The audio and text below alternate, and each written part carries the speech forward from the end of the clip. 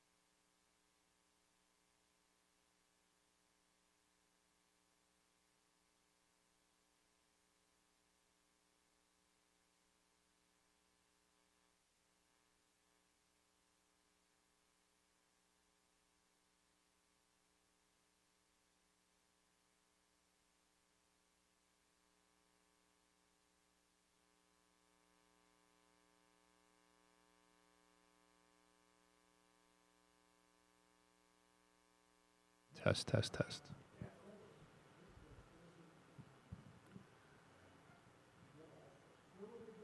Test, test, test. 1, 2.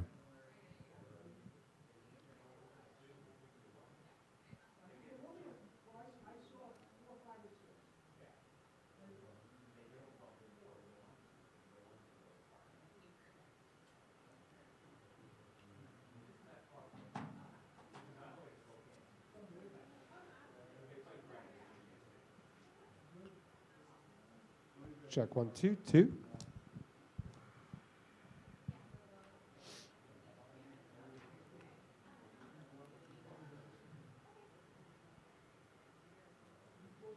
Good morning. As a reminder, no video or photography in the press conference area. UConn locker room is open 10:45 to 11:15. Coach will be in here from 11:05 to 11:20.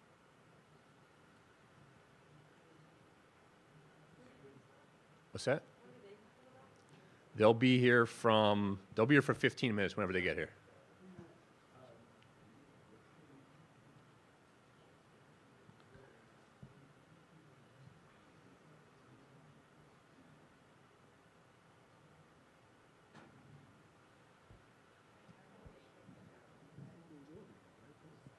Right.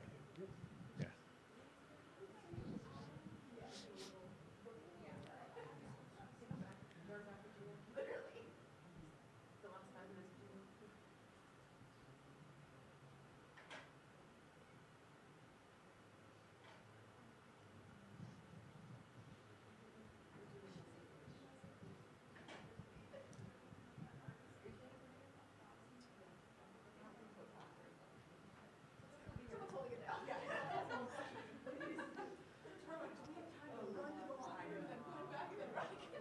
There will be transcripts available too after.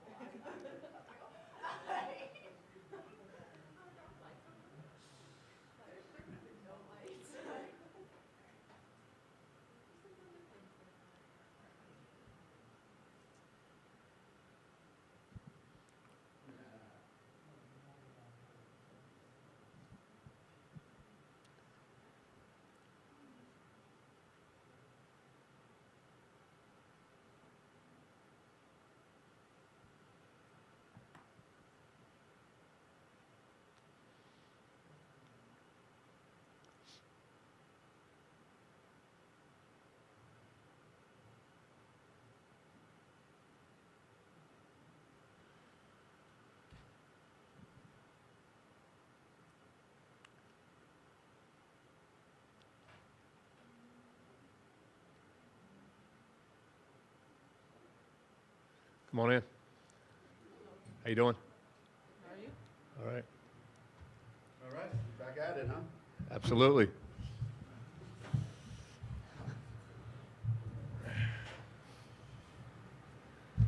We'll start with the student athletes, Paige Beckers and Caitlin Chen, and we're going to go right into questions. Reminder, please state your name and affiliation before your first question.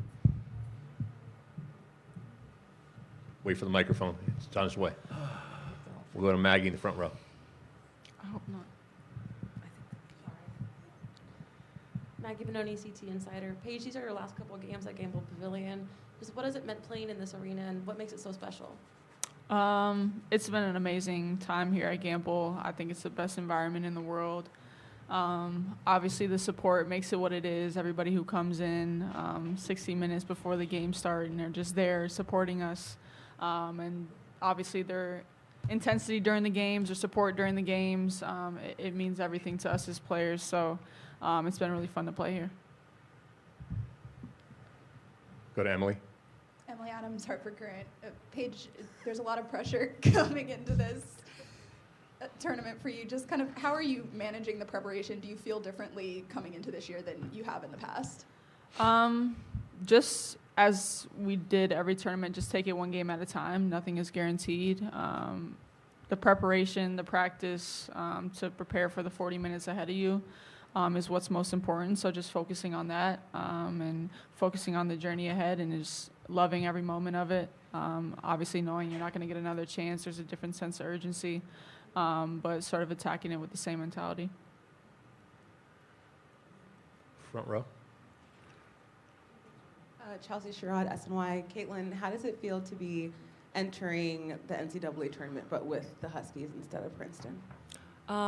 It's a new experience I'm definitely looking forward to. I feel like we're very prepared and just excited to play again. It's been a while. Maggie, go ahead. So Maggie Benoni, CT Insider. Paige, Sarah comes off to us kind of reserved, quiet, not a lot of words. How does, whatever she is with you guys, how does that personality aid well with you guys and mesh well with you guys? Yeah, I would say her personality off the court is probably completely opposite of what she is on the court.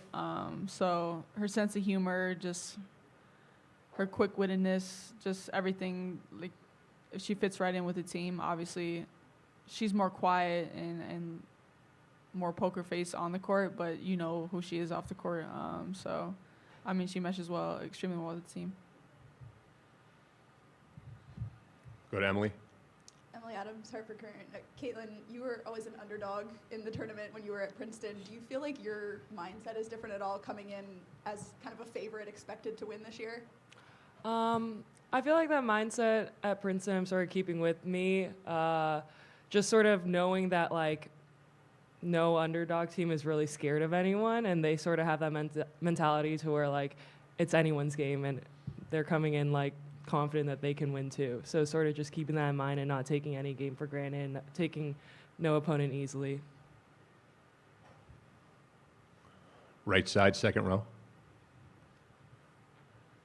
Mike Harley, Arkansas Democrat. Is that for either of you? But obviously an unknown opponent with Arkansas State. But just from what you've learned this week, what have you learned about the Red Wolves? They have a unique playing style. They play a lot of people. They sub quickly, sub fastly. They shoot a lot of threes. I think they lead the country in threes attempted, threes made a game. So getting out contesting, trying to limit their threes, make them all contested. And then defensively, they're extremely scrappy. They overplay. They try to get out and deny passes, create a lot of chaos and turnovers. So, yeah. We'll go back to Maggie in the front row. Maggie Benoni, CT Insider. Caitlin, you have the cool experience of playing in this arena both as UConn and as an opponent. What's it like just playing in front of a crowd here? It's been amazing to play in front of this crowd here. As Paige said, it's a really special experience. There's just so much energy, and it's just like they're really there for you. That was actually one of the things I remembered about playing here was the fans getting there before we even got there. But it's definitely nicer playing for the Huskies here than against. Go to Emily. Emily Adams, Hartford Current. Paige, for you as a kind of the leader of this team, how much did those demands all change on you coming into the tournament? Do you have to do anything differently to kind of get the younger guys ready for this moment? I wouldn't necessarily say do anything different. Just be there for support, be there for accountability, be there for obviously my experience and the fact that I've been here a couple years doing this. So just instilling that confidence within them just to continue to play their game regardless of the circumstances or the stakes. You kind of want to focus on that. Go to Chelsea in the front row. Chelsea Sherrod, SNY. Paige, how different does it feel going into the tournament this year compared to last year, especially given how much depth you guys have? Yeah, I think there's a different feel to it, knowing that there's a lot more people available, able to help, contribute in any way possible. So there's definitely an excitement around it, just knowing like on any given night it can be anybody's night, and not the same 5 people or 6 people that we always had to play last year. Not saying that it wasn't a great journey and opportunity that we had last year, but definitely different, more exciting just to be able to have more people available and share the court with more people, and you're just excited for everybody who gets to play. Questions for the student athletes?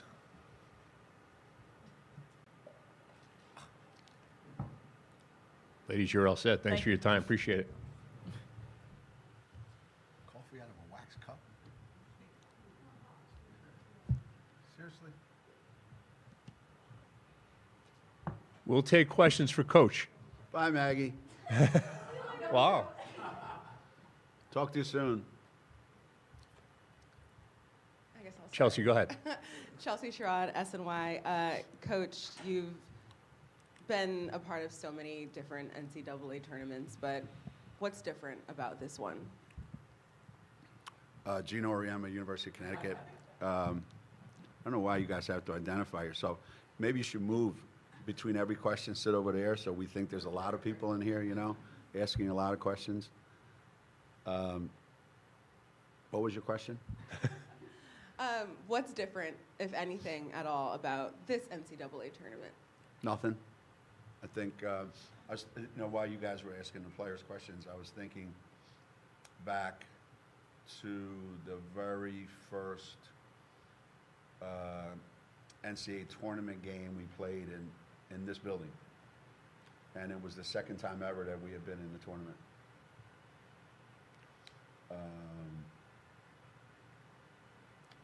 And we're just hoping and praying that we could win a game and get to the next round. And I want to say,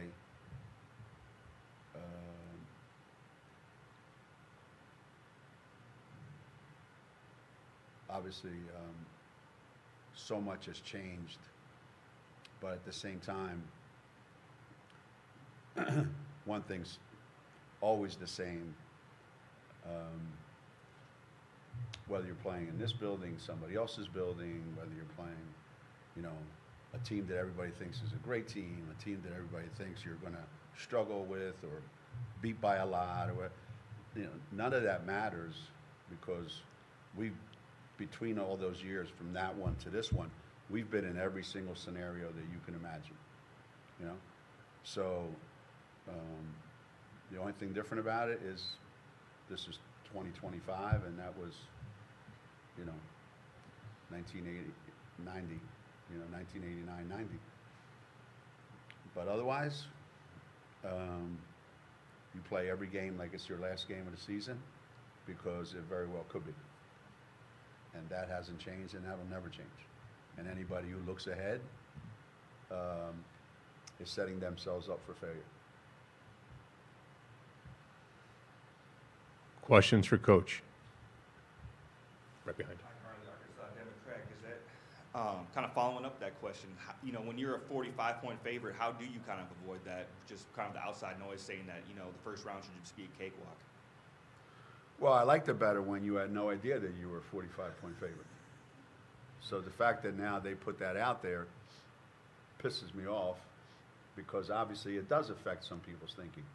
And if you're not careful, your players actually start to think that the score is actually 45-0 at the beginning of the game. You know, you have to go out and win that game, and whatever perception out there is, you hope that the players are mature enough, because certainly as a coach you are mature enough. Yes, there's a big talent discrepancy between a number 2 seed and a number 15 seed, obviously, whether that's us or anybody else. So there's a talent discrepancy. But if you follow the NCAA tournament, talent isn't always the indicator of why you win. Being at home isn't always the indicator of why you win.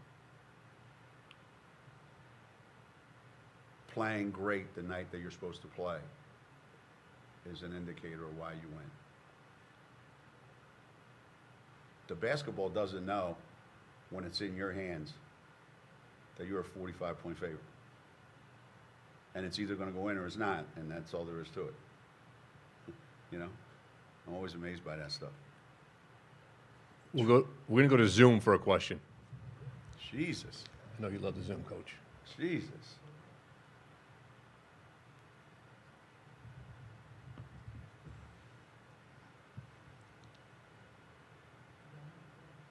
Tell them they'd have to take their mask off.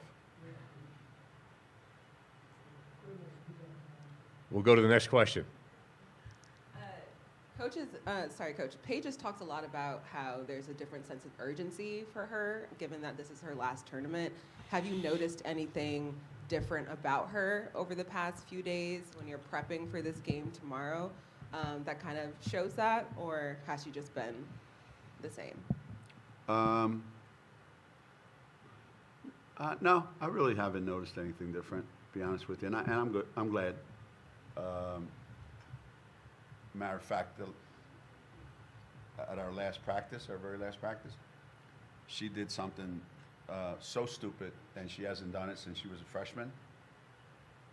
Or I should say, it's the same thing she did when she was a freshman. So I'm thinking, I'm glad I've helped her really grow these last 7 years or however long she's been here, damn it. So no, I haven't seen anything different. She's the way she's always been. And, you know, if you see her runs through the tournament, they've all been great. You know, one thing you can say about Paige is, generally speaking, she saves her best basketball for the biggest moments. You know, nobody does it 100% of the time, but she pretty much, you know, you can count on that.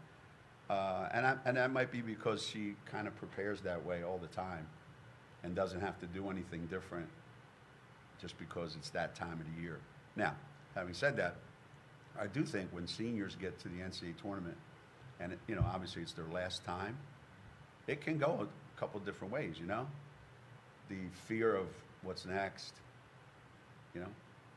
I remember when kids lose in the NCAA tournament when they're freshmen, the look on their face in the locker room is like, that was interesting. I can't wait till the next 3 years to see how that feels. Because they think it's like, you know, preordained.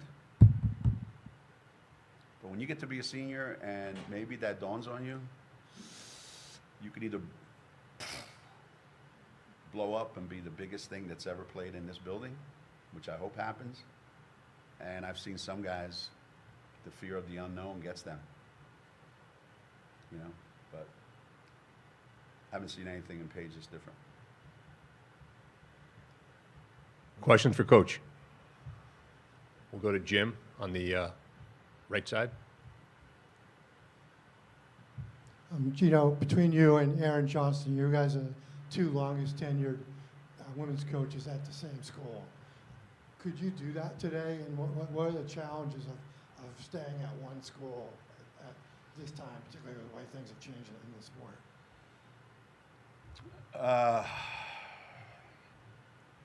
Well, yeah, there certainly aren't a lot of us left, right? I guess we missed a note on the portal. We have to find out if there's a portal for coaches.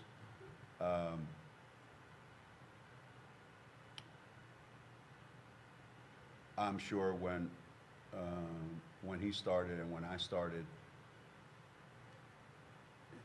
once you find a place that's comfortable and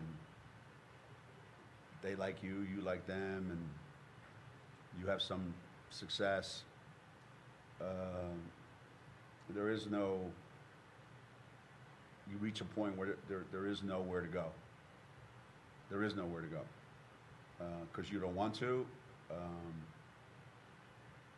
And will that be happening in the future? No. No, it won't happen in the future. I think the coaching profession is going to be a lot like the playing landscape.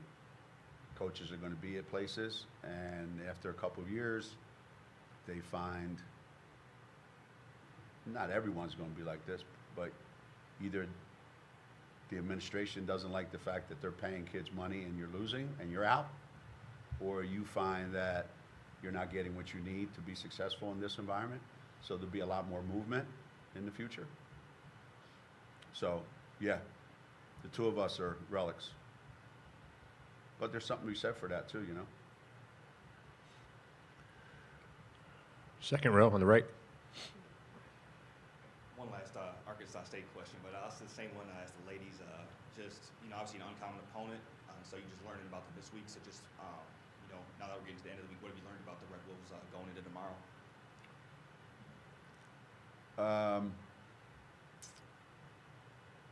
You know, one of the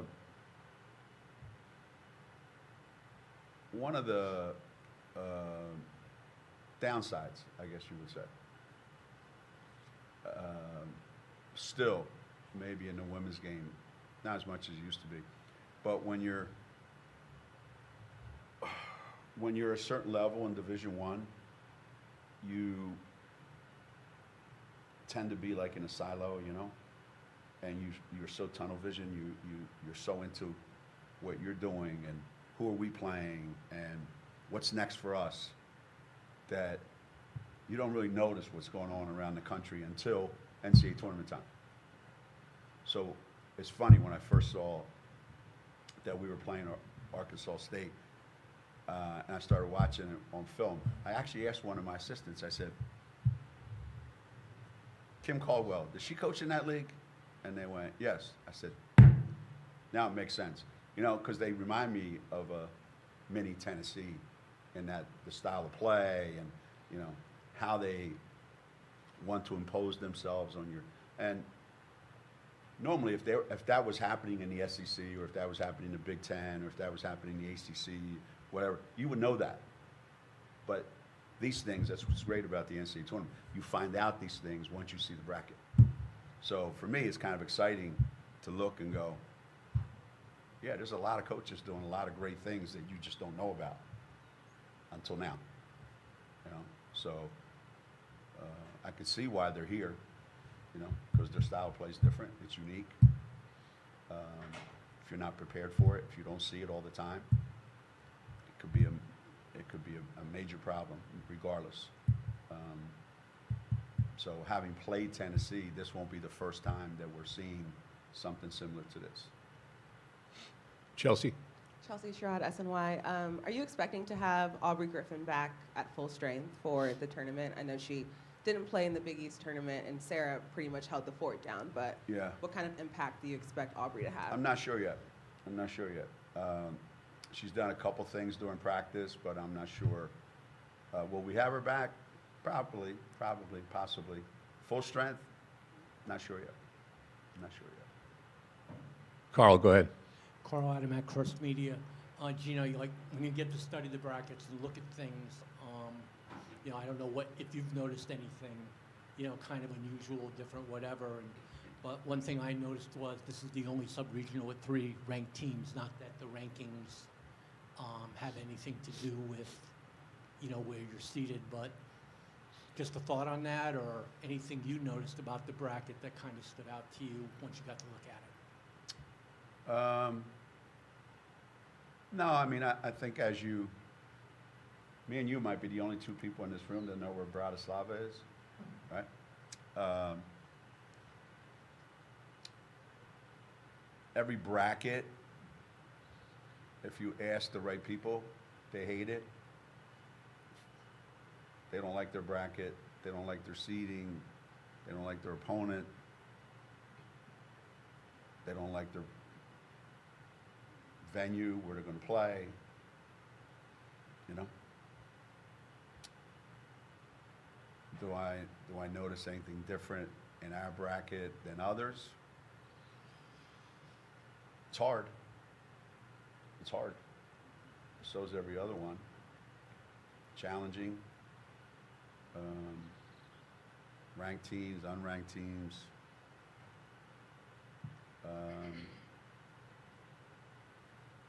I don't worry about rankings, or I don't worry about stuff like that. I worry about matchups. What do they look like? You know, what about them gives us cause for concern? So, no. Contrary to public opinion, you know, I don't necessarily like playing at home in the NCAA tournament. I really don't. Never like playing at home in the NCAA tournament. I don't like it. I don't like playing at home in a Big East tournament, because the perception out there is, well, you're already at home, so let's let the officials screw you here and there. Not that anybody thinks like that. Not that they actually do that. That's just me being paranoid. But I think there's a lot of things that go into playing at home that you wouldn't have to deal with. Both outside stuff, players, you know, what they have to go through when they're home and blah, blah, blah. So I don't ever feel comfortable here no matter who the opponent is. I'd be happy to just win tomorrow and not worry about anything else and hope to get a win Monday night if we play and move on. We'll go to Joe in the back. Joe Zone, Channel 3, Hartford. Gino, is there anything in Sarah's game that makes you think she could be rattled on a big stage like this for the first time? Nope. Nope. Nope. She's looked out of sorts one time this year at Tennessee. She had 5 turnovers. And I thought she was horrendous. Just the fact that she got 18 points and 9 rebounds has nothing to do with it. So if that's her shit game, then I'm pretty good going into tomorrow. We'll go to Vicky. Vicky Fulkerson from the New London Day. Gino, on the same line, Sarah, I was wondering what your first impression of her was when you first met her, because she's so quiet, and like how does, like, on the court kind of goes against that, like, but I guess around everybody else, is she more outspoken, or like you've seen her on the podium? Like, I was wondering like what your first impression of her was of personality. Well, I think she's wiser beyond her years, because she only has fun with her friends. She has no time for me, for you, for anybody else. So whatever you get from her is what we all get as coaches. Her friends, her teammates, that's a whole different story. So she's very, very bright. I don't care about you. She don't care about me. She don't care about whoever has a microphone, whoever has a camera. She could care less. Her friends, she has a blast, always. One of the first times that I really, really went to go watch her play seriously, there were 3 people in the gym, me and 2 of our other coaches, and that's it. And the gym held less chairs than what's here. And it was just them working out, her and her team. And it was just the 3 of us. And we watched. Hi, how you doing? And we went home. And I thought, I really like her. Go back right. Eden Lassie, Hoops HQ. Yeah, another question about Sarah. You mentioned that Tennessee game, saying that she played horrendously. Horrendous. Only 18 and 9. So if that's a bad game, like, what game stands out to you as like her playing her best, and what does that look like? I think it varies. Some of this, some of that. I actually thought the third quarter in the Big East Championship game was just unbelievable. Now, it was only this big a portion, but you got to see this is what it's going to be like going forward. The Louisville game, a little bit of that. The Iowa State game, a little bit of that. You know, what she averaged a double-double the entire Big East tournament, I think. So I think the moments that mean the most have been her biggest.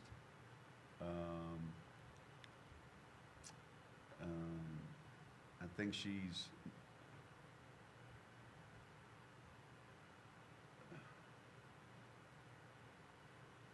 mature beyond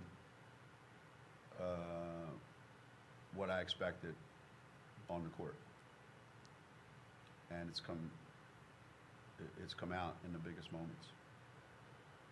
Coach, we're going to try to go back to that Zoom question. Woo! Hi, Maddie Kenny from the New York Post. You can hear me this time, sorry. Just with the parity in women's basketball, for years it's always been like, you know, UConn versus the field, or South Carolina versus the field. Just how does that make this much, the fact that there's so many contenders, so many championship contenders, does it make it more exciting? More exciting for them, not for me. I liked it better the other way. But yeah, in reality, obviously, there'll never be, 20 teams that have a chance to win a national championship. That's probably unrealistic. But from the years when there was 3 or 4 to now, when there may be, I don't know, 8 or 9, I don't know. I don't know how many there are today, but certainly more than a few years ago. And I think all that's great, but even more than that, even if there aren't way more teams that have an opportunity to win a national championship, I think where parity begins is that there's much greater chances of upset in the first 2 or 3 rounds than there ever was before. That is where the fun is in the NCAA tournament, right? You look at March Madness, it's about, a 15 beating a 2, a 14 beating a 3, a 10 winning when they're not supposed to, right? So it doesn't follow the chalk all the way through from beginning to end. The same 4, 5, 6 teams maybe are the front runners, and you may end up with a Final Four that's very similar to the one that was there last year or the year before. But everything leading up to it has changed, and that, I think, is what creates the real excitement at this time of the year. We'll go back to Zoom once again.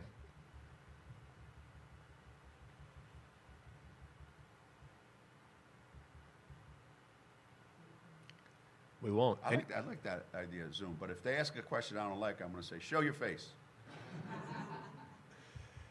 Any other questions here for Coach? We'll go to Carl. I know one of the things you always liked about the NCAA tournament was playing new opponents. Yeah. I don't know. Usually, there's probably not that many out there anymore. 30-something. They found 2 of them, though. 30, but they did find 2 of them, or actually 3 of them. 3 of them, right. They did find 3 of them. And if you win tomorrow, you play 2. And it's been a while. Yeah. Since you lost to a first-time opponent. Is there Why an do you always advantage? bring this up? I'm about numbers because I don't know words. Aye. Do you remember the last time? Last time what? You lost to a first-time opponent? First-time opponent? Yeah. I don't know. Louisville? I don't know. When? Georgia. Who? Georgia. Where? Regular season game, Martin Luther King. Oh, yeah, I was going to say. Yeah, it was cold as hell that day, too, driving up here. And I think Saudi Roundtree scored up 90. Did we hold her at 90? Yeah. Did she get 90 on us? Yeah. I think she did. Felt like 90. But do you still feel like it's hard to play against you guys because of your style as much as your talent? Maybe that's the other thing that's changed, When we had all those long winning streaks, I think there was this perception that when we play teams that, well, nobody else can beat UConn. What makes you think we can? And that was pretty powerful. You think about it. We're winning 80, 90 in a row, and you're walking in here, or we're playing you on neutral site, or even at your place. The overwhelming feeling is, well, nobody else can beat them, so we have no chance. That wasn't necessarily true, but they helped us win. I don't think that exists anymore. People see us lose now. So because they see us lose, they go, well, hell, it ain't like they're invincible. And it's true. So the fact that perception has changed is good. Because you don't ever want teams, that you're playing feel like I don't have a chance to win, so why even bother? You want everybody you play to feel like, we're here to beat UConn's ass, which is really good. Now, having said that, I hope this weekend these guys are scared to death, but I don't think they will be. I don't think they will be. We are out of time. Coach, thank you so much. You're always ending all the fun.